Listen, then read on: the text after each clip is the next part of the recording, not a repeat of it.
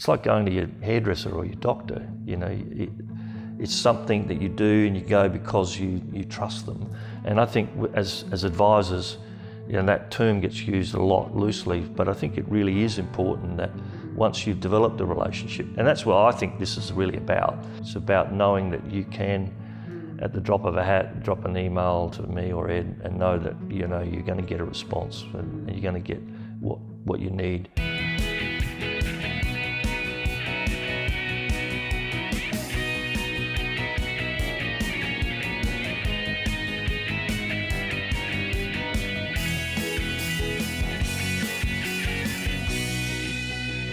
Well, it's very exciting. We've got Ed and Mitch here for our next episode of Be The Drop. Thanks so much for joining me. Pleasure. Thanks for having us. So today is going to be a slightly different format for Be The Drop because we're going to dive into something that I think is really critical for small business, and that's managing your financials. So, but before we do, I'd love if you could introduce and set the scene a little bit about who you are via your item of significance. So Mitch, how about you lead off with that? My name is Mitch Uzelac. I've got a small business called MU Business Solutions, and the significant thing I have is what I'm wearing, which is an insignia. Actually, I should turn around. You can see Xero on the back. Xero is the accounting software that it's become the most, I suppose, efficient, effective way of managing small business because it's cloud-based, which just simply means that you don't need to have a big computer and a lot of infrastructure to do what you have to do, and it allows you to communicate easily with your client and your other partners. I do the bookkeeping side of things. I also get involved in helping small business figure out what's the best way to structure what they need. Because it's not a one-size-fits-all. Most small businesses have different needs and have different pain points. Great.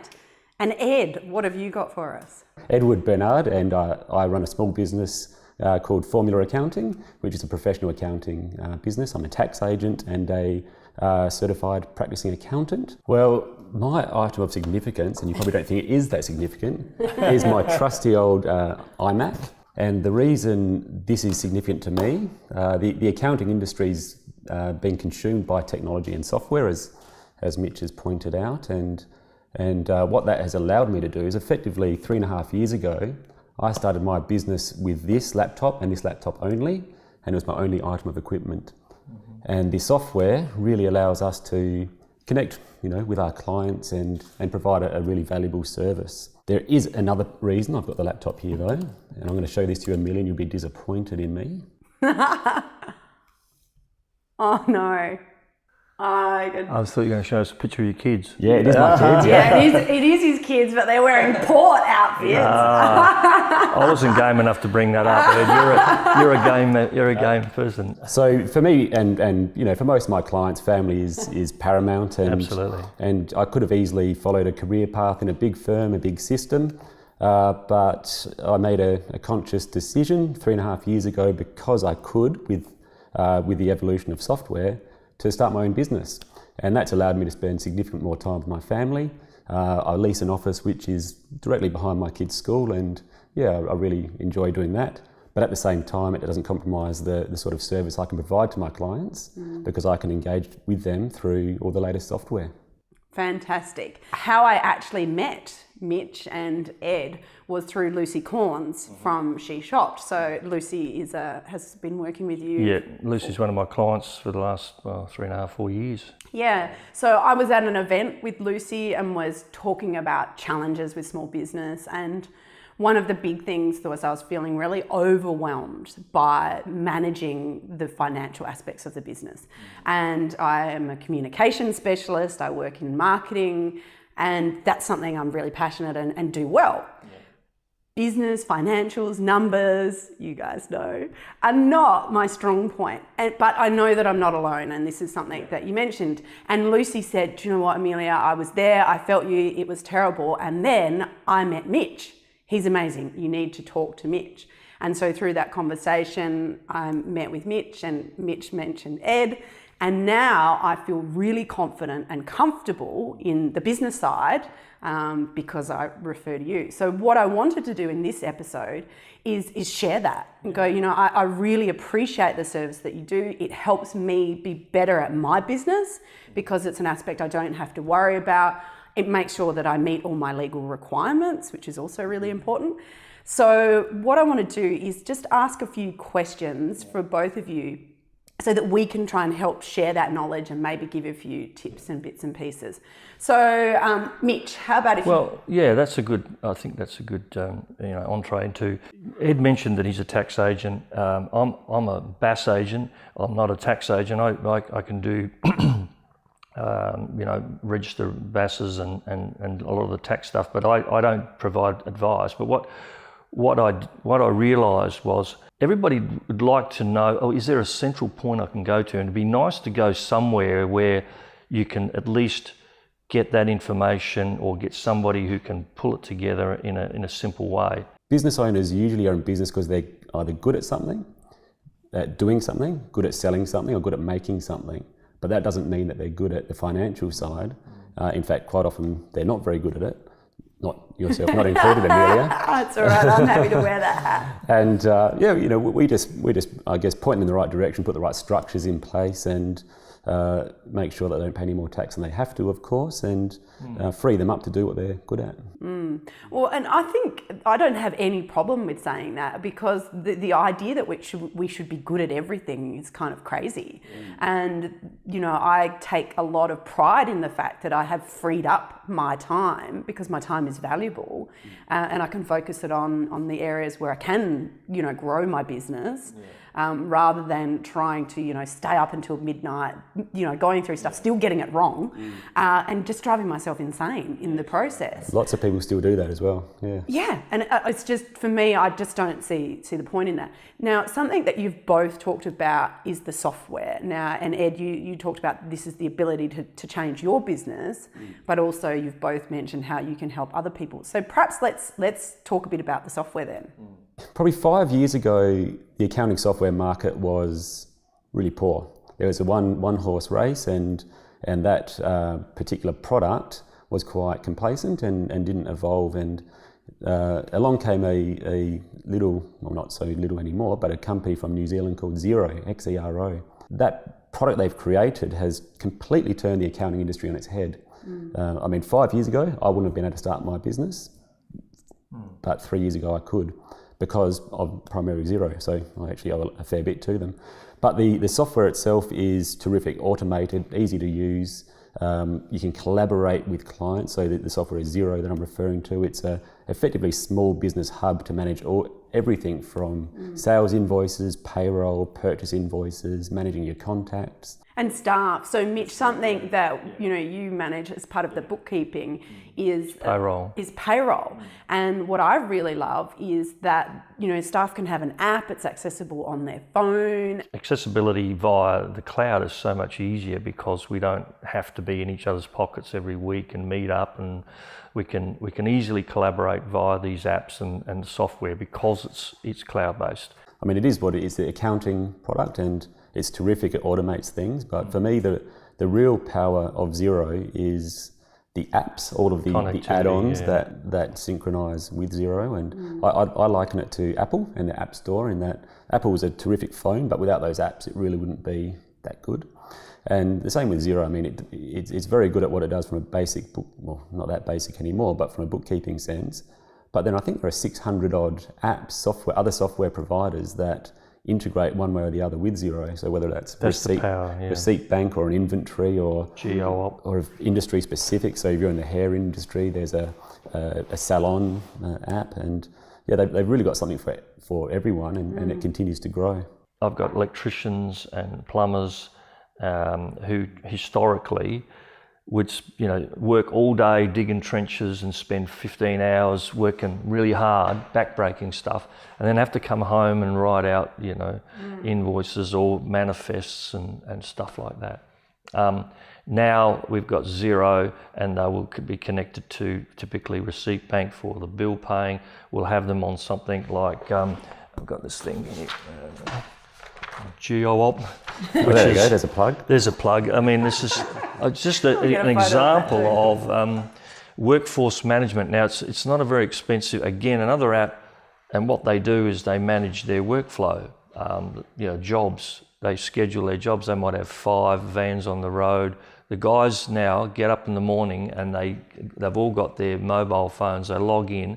It'll tell them where they need to go, what job to do, and when they get there, they can complete the job. They can set times on there.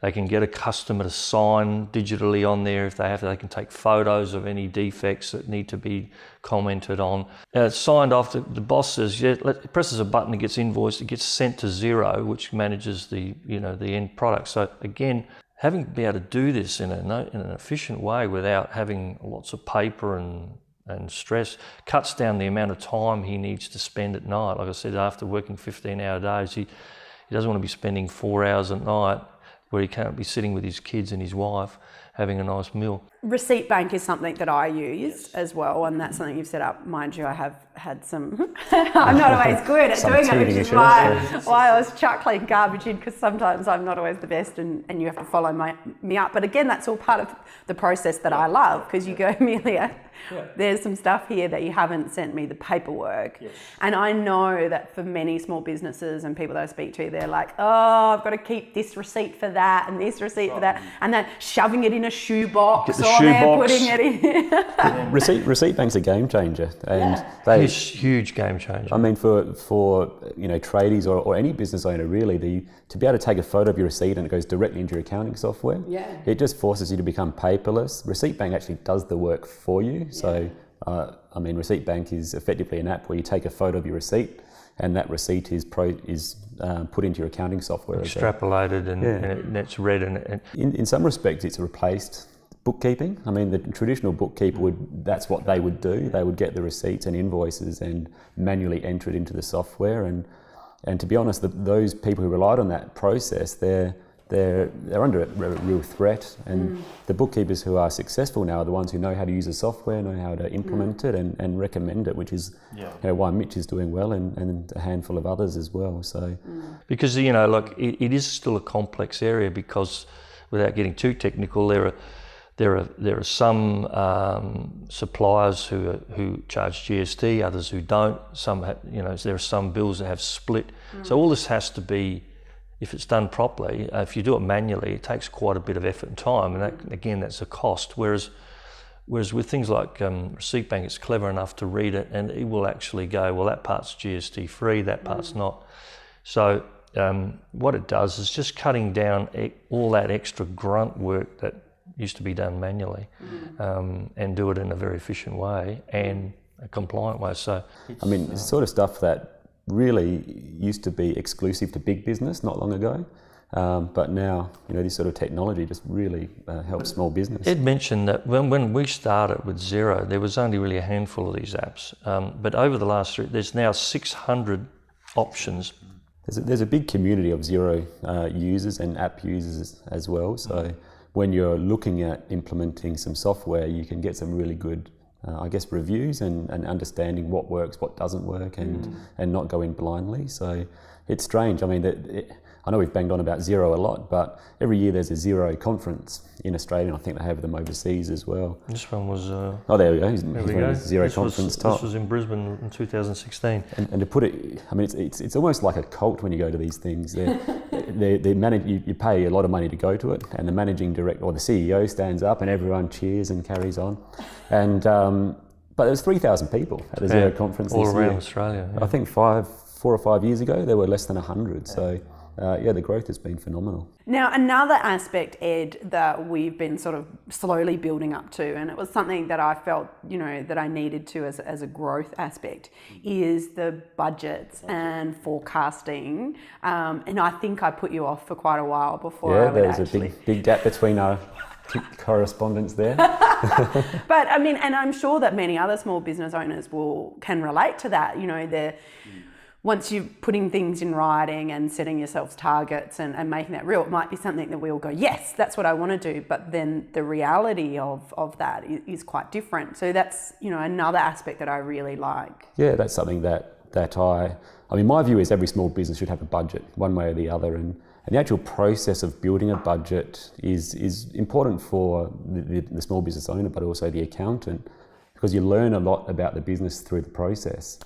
And you know, the technology now allows you to build a budget quite easily. You get historical data from your software and so forth, but you put it into your software and it means something. You get a point of reference. You get to look at what your actual results are compared to your budget. So really powerful stuff. And personally for me, I've found and I've spoken with my team, I have 2 part-time staff, and, you know, we've gone through this, okay, we've got to meet targets, and, you know, a year ago, well, a bit over, so it's more like a year and a half, I had my second child, and that obviously had an impact on my ability to run the business. To earn income as well, yeah. And we've juggled that challenge throughout that process, talking with staff about what that means and the income on cash flow and how we adjust to that.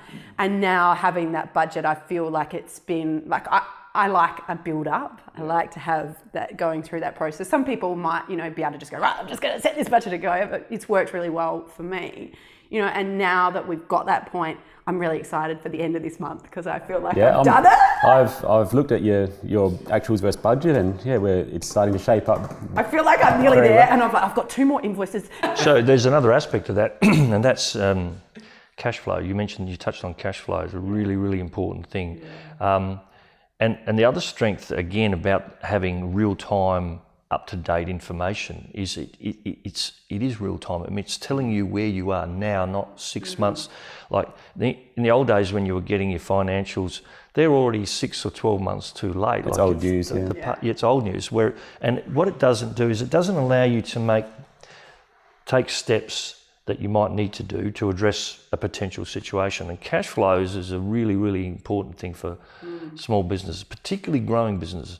I mean, my background is banking, so I've kind of got a bit of history there. And, you know, one of the things I often talk to people about is to really understand your cash flow. Profit's great, and Ed knows where I'm going. They're quite closely related there, Mitch. It's really important, but profit doesn't pay the bills on time. Cash does. So I, you know, and again, one of the really beautiful things about the nature of the way the software works is that you can see how your cash is going. You can also see where it's coming from. Is it coming in? How can I get it in quicker? If you've got slow payers you haven't heard from, it shows you. The system allows you to automate reminders, tell people every 7 days or whatever it is. It's all it's very easy to set up. I love the term, the squeaky wheel gets the oil. I often say, I've got a client, and I talked about this client who's got a very big business, lots of sales coming in, but his debtors were blowing out. What happens is people are, it's just human nature. If I haven't heard from Ed or Amelia, maybe she doesn't need the money. Maybe I'll just push it out a bit more. You'd hear from him, Mitch, don't worry. Yeah, I know, I'll hear from you. But Joe Blow's been hounding me. I make sure I pay him because he's hounding me, either by email or reminders or he's on the phone. And that's what happens. So the squeaky wheel gets the oil. So, again, it's not a nice thing. People don't like doing it. It's not comfortable. Hey, can you, look, it's been over time. But it's really important. So you can either you can set up a very simple process that in a non-threatening way that says, hey, you may have overlooked this. And 99 times out of 100, that's what it is. People are busy. Oh, sorry, I forgot. And what actually happens is as your business grows, it's kind of counterintuitive. You think you're getting more sales, therefore it's going to be better. Actually, it starts to drain because what you're doing is you end up financing this more. You need more money because you've probably got more staff. Therefore, you've got to, your payroll doesn't stop going, right? It's got to be happening every week. Whereas these sales that you've written may not come in as, so you're actually having to finance this growth, and that sucks cash flow. That growth phase is often what causes businesses to fail. Usually they're fine in the first 2 years, and as they grow, they struggle. They've either got to borrow money or put more money in, which they may not have, or they have to finance it through very good control of their debtors. Well, this all leads back to the importance of budgeting and seeing what the impact of increase in revenue has on your costs and profitability and ultimately cash flow. And I'm firmly of the view that all businesses should do it. What I loved about what we did with your business is a 3-year budget. So not only are we looking at what happens in the next 12 months, but really what we're trying to achieve in a longer time span. So 12 months might be a bit misleading, particularly if you're a startup business. I mean, if you're a startup, then budgets are absolutely critical. But if you're looking at a 3-year forecast, we might be thinking, well, 1 year doesn't look perfect, but we're heading in the right direction. So if we can keep on this trajectory and keep to these assumptions, then we're going to achieve what we want to. Another thing that I did as part of all of this is I have tried to productize my services as a marketing consultancy service-based industry.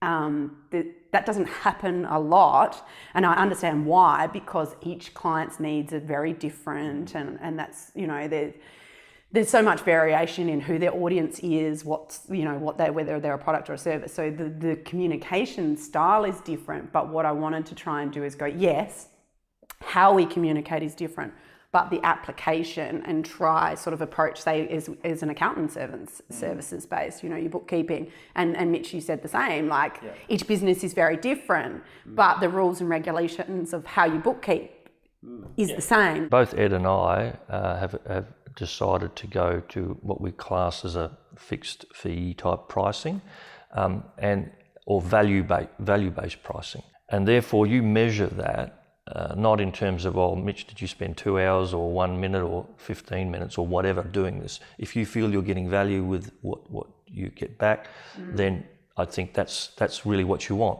The other thing is, by having a regular monthly fee, you can actually budget to that. There's not this moving target, and you're sitting. If I ring Ed, is he going to put the clock on? Is he going to charge me $200, and then you won't call him because you're worried about that? Whereas you don't have to worry about that. You know exactly what you're getting and what it costs you. And I bundle the services. You get your Xero subscription, you get your receipt bank subscription, all the BASs, all the reconciliations, all the payroll. It's just a month, and it never changes. Historically, lots of small businesses have only used their accountant for end-of-year tax.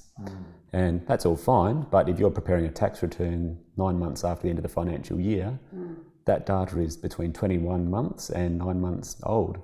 And so it's just irrelevant data, it's a form, and doesn't add a lot of value. So the fixed fee model is becoming more and more popular, and something I certainly do, and it works very well. So normally I conclude by asking for your Be the Drop tip, which is a top communication tip. I'd like your Be the Drop tip to be around business management. So what is your top Be the Drop business management tip? I'll start, and it's something we've talked about a lot. I think every small business should go through the process of setting a budget for their business and go through a diligent and thorough process of looking at their income streams, pricing, their variable costs, which are the costs that move depending on your revenue, and fixed costs and CapEx and capital expenditure. Because I think, you learn a lot about your business, but you might find that you can achieve your goals sooner than what you think, but just gives you a real clarity about what you're trying to achieve and some discipline. And my tip would be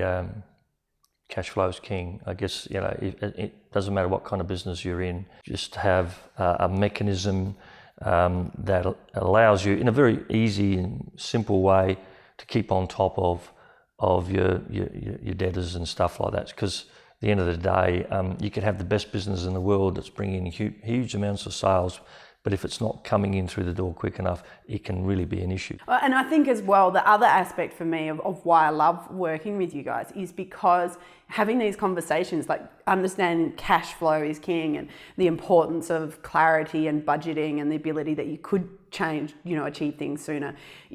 I can't have that conversation with myself. I don't have that knowledge and skills. So it's that external, information that helps me, improve my business. Yeah. So it's great. And trust. Yeah. We talk about that, don't we, a lot, but it really is. It's like, it's like going to your hairdresser or your doctor. It's something that you do and you go because you trust them. And I think as advisors, that term gets used a lot loosely, but I think it really is important that once you've developed a relationship, and that's what I think this is really about.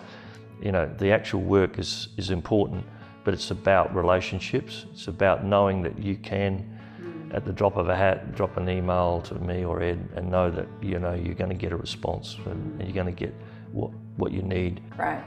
Thanks very much. Thanks for having us. Our pleasure. Well done. Good Okay. job. See ya. Did you forget to press the record button or?